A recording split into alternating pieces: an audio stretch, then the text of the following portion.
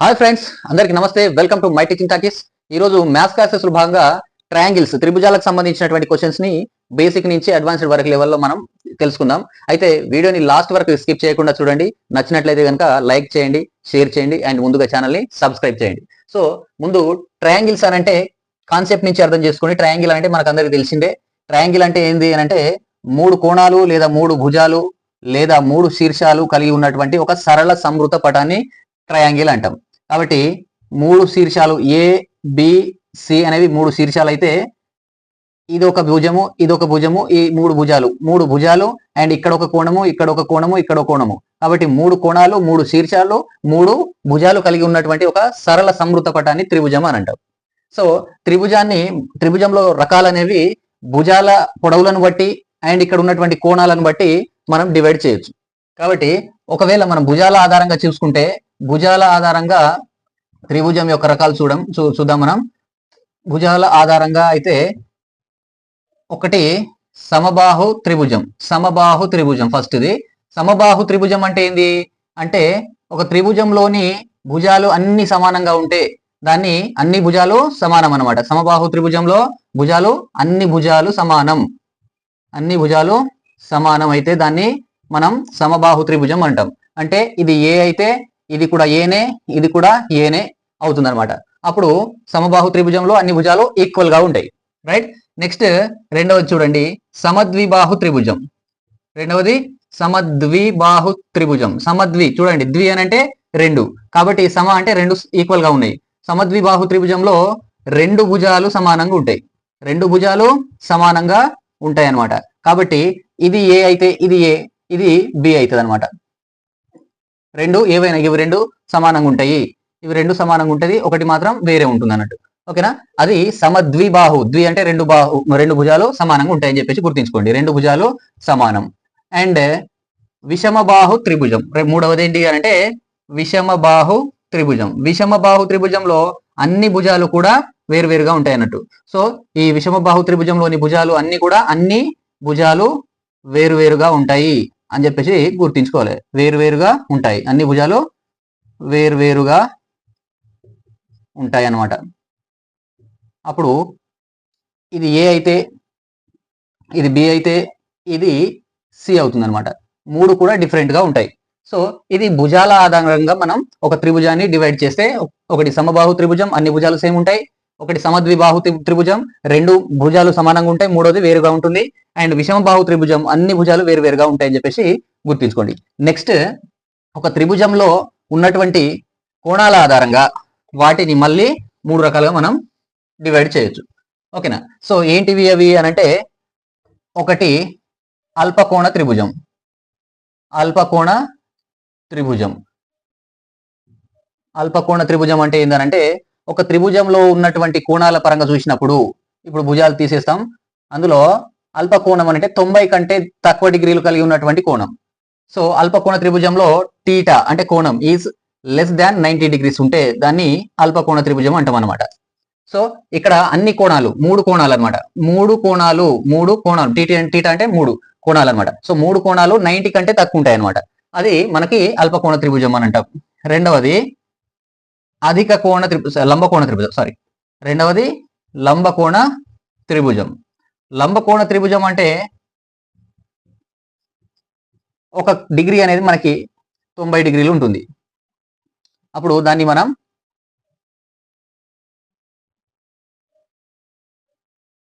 ఏ b C అని అంటే ఒక కోణం 90 డిగ్రీలు ఉంటుంది అనమాట.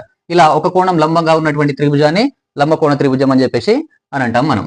నెక్స్ట్ మూడవది అధిక కోణ త్రిభుజంలో టీటా అనేది 90 డిగ్రీస్ కంటే ఎక్కువ ఉంటుంది అనమాట. టీటా అనేది 90 డిగ్రీస్ కంటే ఎక్కువగా ఉంటుంది అనమాట. సో దాన్ని మనం అధిక కోణ త్రిభుజం అని చెప్పేసి అంటాం. సో ఎగ్జాంపుల్ ఇది, ఇక్కడ కోణము 90 కంటే ఎక్కువగా ఉంది కాబట్టి ఏ బి సి. సో దీన్ని అధిక కోణ త్రిభుజం అని చెప్పేసి అని అంటారు. ఓకేనా? సో ఇవి కాకుండా త్రిభుజానికి సంబంధించి మనం కొన్ని నియమాలు, రూల్స్ ఉంటాయి అన్నమాట. లేదా త్రిభుజం యొక్క లక్షణాలు ఏంటి అని చెప్పి ఒకసారి చూడండి. త్రిభుజ లక్షణాలు ఏంటి అని చెప్పేసి చూస్తే ఫస్ట్ ఒక త్రిభుజంలో ఉన్నటువంటి అన్ని కోణాల మొత్తం, త్రిభుజంలోని అన్ని అంటే ఎన్ని ఉంటాయి, 3 ఉంటాయి. కాబట్టి త్రిభుజంలోని 3 కోణాల మొత్తం ఎంత అవుతుంది అంటే 180 డిగ్రీలు అవుతాయి. కాబట్టి త్రిభుజంలోని 3 కోణాల మొత్తం ఎంత, 180 డిగ్రీస్ కి సమానం ఉంటుంది అనమాట. రైట్. నెక్స్ట్ భుజాల పొడవుల మొత్తం, ఏ 2 భుజాల పొడవుల మొత్తం అయినా కానీ మొత్తం అనేది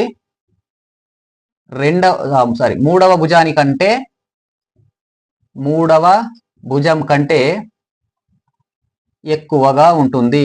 ఎక్కువగా ఇట్లా ఈ సింబల్ వేస్తున్నా ఎక్కువ అని. ఓకేనా. ఏ 2 భుజాల పొడవుల మొత్తం అనేది మనకి మూడవ భుజం కంటే ఎక్కువగా ఉంటుంది. ఇంకోటి ఏంది అని అంటే డిఫరెన్స్ తీసుకుంటే ఏ 2 భుజాల పొడవుల భేదం, తేడా అంటే భేదం అనేది మూడవ భుజం కంటే తక్కువగా ఉంటది. మూడవ భుజం కంటే తక్కువగా ఉంటుంది అని గుర్తుంచుకోండి. ఓకేనా. నెక్స్ట్ ఒక త్రిభుజం ఇస్తే దానికి ఒక శీర్షము నుండి ఈ విధంగా ఎగ్జాక్ట్లీ ఈ విధంగా ఎదుటి భుజానికి గనక ఒక లంబాన్ని గీస్తే అది ఇక్కడ 90 డిగ్రీలు అవుతుంది. దాన్ని ఎత్తు అంటాం. సో ఎగ్జాంపుల్ దీన్ని డి అనుకుంటే ఏడి అనేది హెచ్ అవుతుంది, ఎత్తు అవుతుంది అనమాట. ఓకేనా.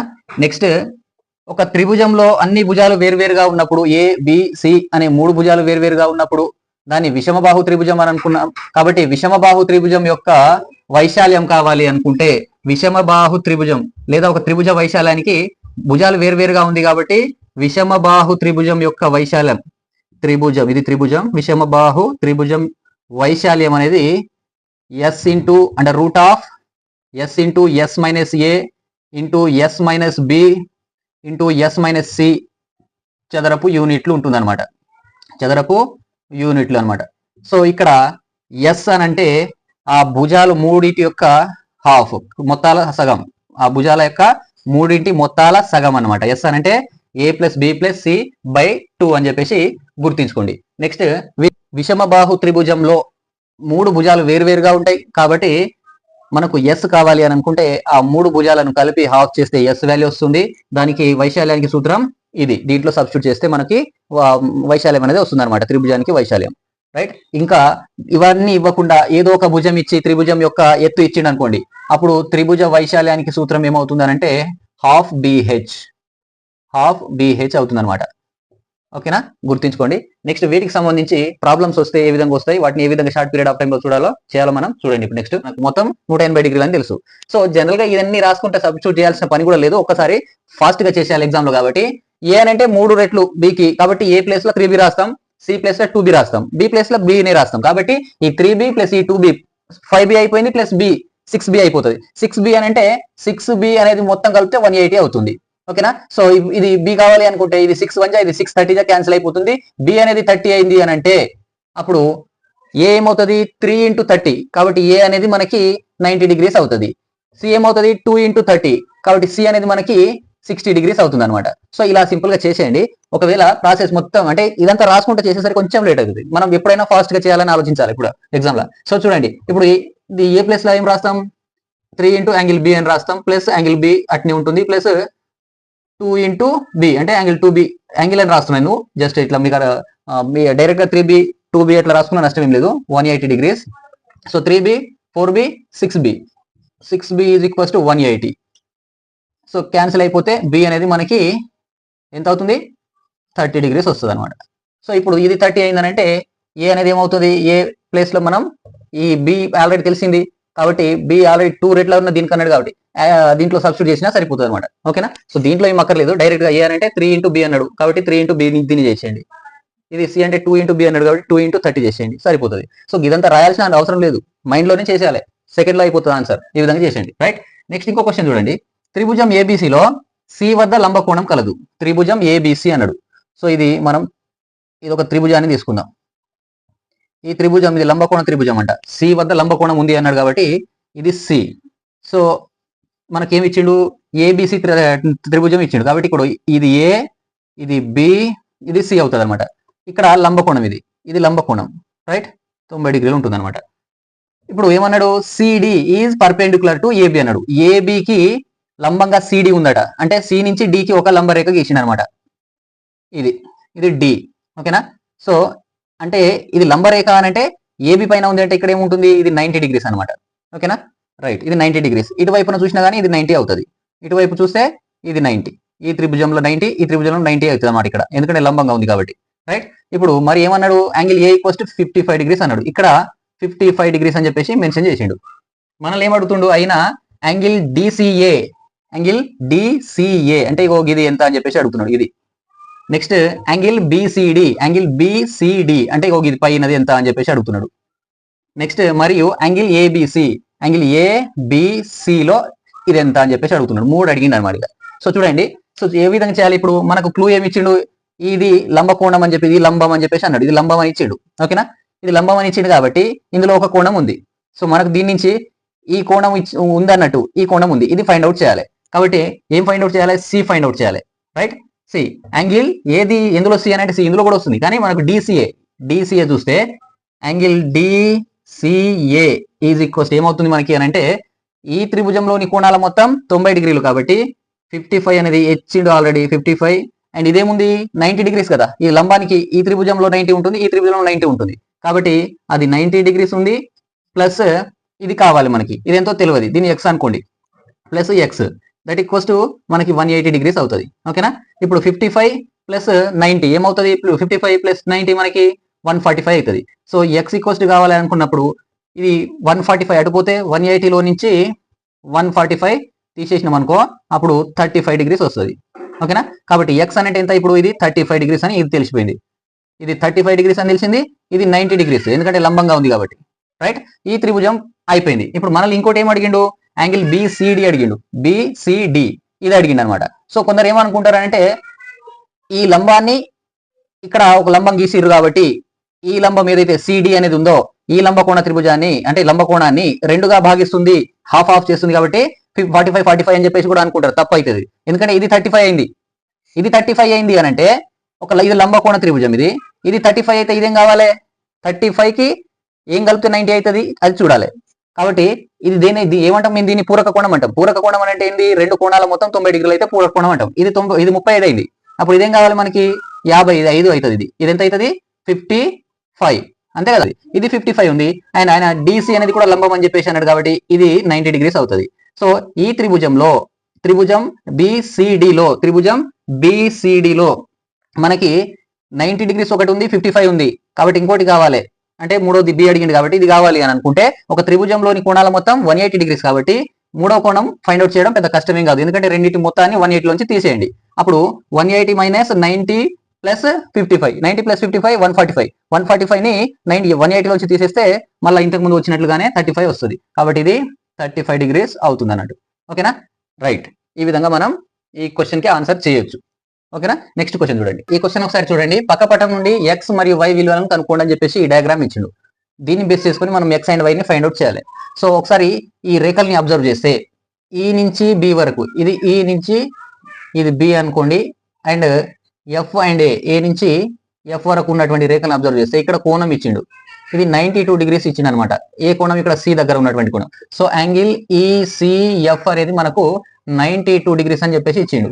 సో ఇక్కడ అబ్జర్వ్ చేస్తే దీన్ని ఇలా ఉన్నటువంటి ఈ రేఖలలో ఇక్కడ ఏర్పడే కోణం ఏదైతే ఉందో అది ఈ దానికి ఎదురుగా ఉన్న కోణానికి కూడా సమానం ఉంటుంది, శీర్షాభిముఖ కోణం అంటాం దాన్ని. కాబట్టి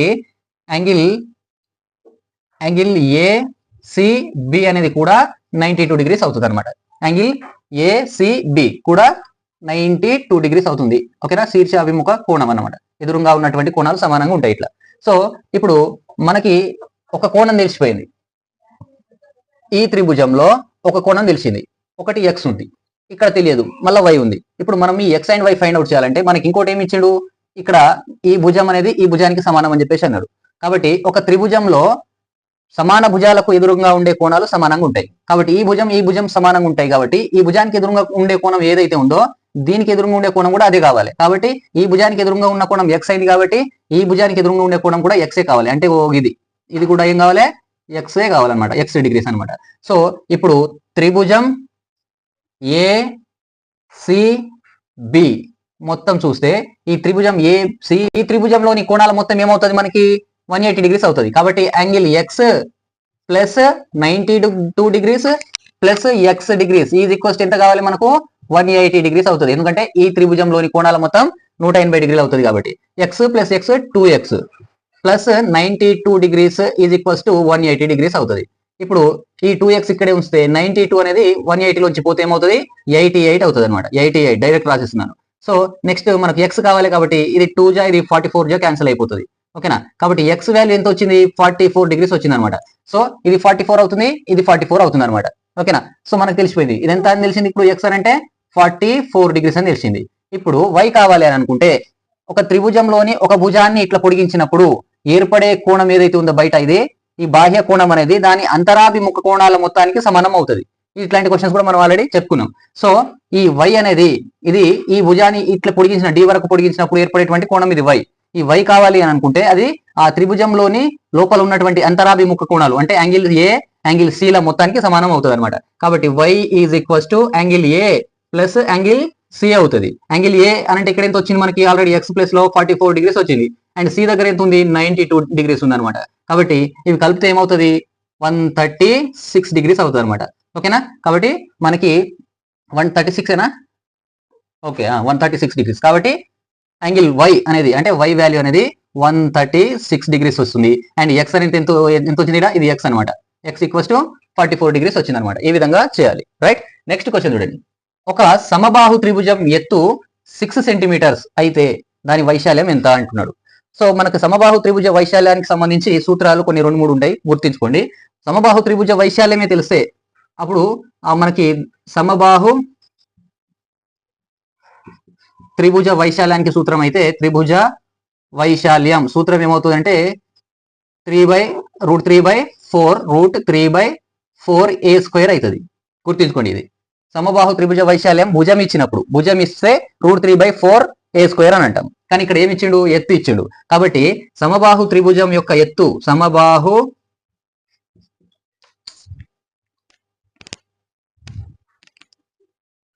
కాబట్టి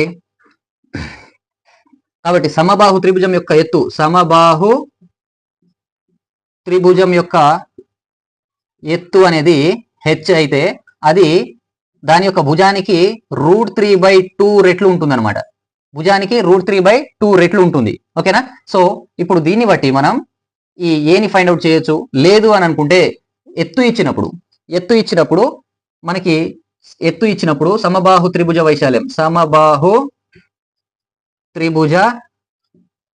వైశాల్యం ఎప్పుడు ఎత్తు ఇచ్చినప్పుడు ఏమవుతుంది అని అంటే h²/√3 అవుతుంది. h²/√3 ఇక్కడ 3 సూత్రాలు ఇచ్చిన నేను ఈ 3 సూత్రాలు గుర్తించుకోండి. ఇదేమో సమబాహు త్రిభుజం యొక్క ఎత్తు హెచ్ అనేది దాని భుజానికి √3/2 రెట్లు ఉంటుంది. ఓకేనా, సమబాహు త్రిభుజం యొక్క వైశాల్యం ఎత్తు ఇస్తే ఇక్కడ ఎత్తు ఇచ్చింది కాబట్టి హెచ్ అని అంటే ఎంత 6 అన్నాడు కాబట్టి h² కావాలి. h² అంటే మనం ఏం రాస్తాం 6 × 6/√3 అని రాస్తాం. ఓకేనా, ఇప్పుడు 6 ఇంటూ దీన్ని ఇంకో 6 ని 2 × 3 రాయొచ్చు కదా, రాద్దాం. అట్లా రాసి /√3 అని ఇచ్చిండు.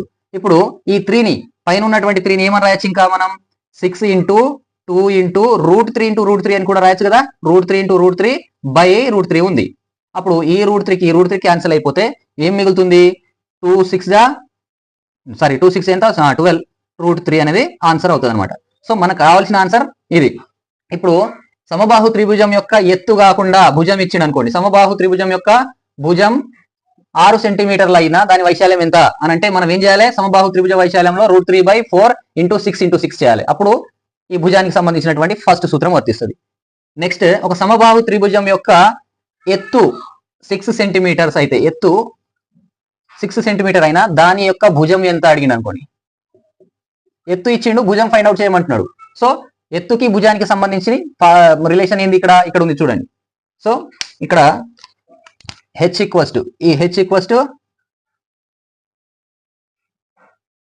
√3/2 × a అనేది దాని రిలేషన్ లో మనం అది రాస్తే సరిపోతుంది అనమాట. ఓకేనా, ఇక్కడ 3 క్వశ్చన్లు ఇచ్చిన నేను. సో దీన్ని బట్టి మనం వీటి రిలేషన్ ని తెలుసుకొని ఆన్సర్ ని ఈజీగా చేసేయచ్చు. ఓకేనా ఫ్రెండ్స్, నెక్స్ట్ క్వశ్చన్ చూడండి. నెక్స్ట్ ఒక త్రిభుజంలోని కోణాలు 2:3:4 నిష్పత్తిలో ఉంటే ఆ కోణాలు కనుగొనండి అని చెప్పేసి అన్నాడు. సో ఇది కూడా చాలా వెరీ వెరీ సింపుల్, ఈజీగా చేసేయచ్చు. ఒక కోణాల త్రిభుజంలోని కోణాల నిష్పత్తి ఇచ్చిండు, మనకు ఆ కోణాలు కావాలనుకుంటే ఈ మొత్తాన్ని కలపండి, ఈ మూడింటిని కలపండి. మూడింటిని కలిపితే 2+3+4 ఎంత అవుతుంది అని అంటే 5+4 9 అవుతుంది. సో ఇవి మొత్తం 9 పార్ట్స్ ఉన్నాయి.